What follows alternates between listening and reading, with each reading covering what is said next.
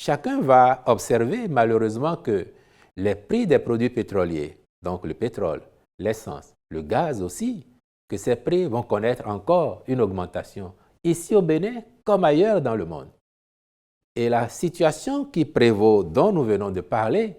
a déjà provoqué, chacun peut l'observer, une hausse des prix au plan mondial, le prix du gaz notamment, le prix des hydrocarbures, à telle enseigne même que certains grands pays producteurs qui ont pris l'habitude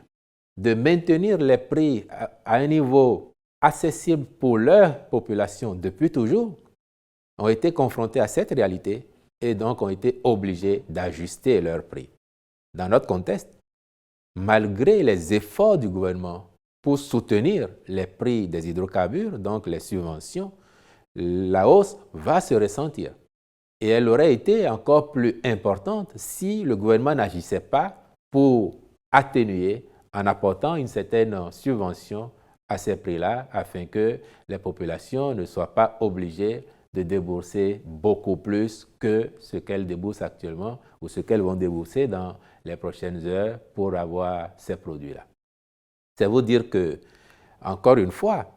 si on tient compte de cette situation des prix et de la situation qui prévaut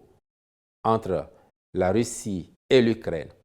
dont les impacts sur ce secteur ont commencé à se faire ressentir, le gouvernement du Bénin a particulièrement raison donc d'en appeler au plus tôt au retour à la paix. Parce que si rien n'est fait, si cette situation malheureuse se poursuit, les prix, il faut s'en convaincre, vont continuer à grimper. À moins que certains gros producteurs prennent des décisions conjoncturelles hardies pour compenser les faits. Mais cela n'est pas gagné d'avance et c'est pour ça qu'il faut en appeler au plus tôt à ce que les parties dialoguent, les parties se parlent et que l'ordre normal revienne.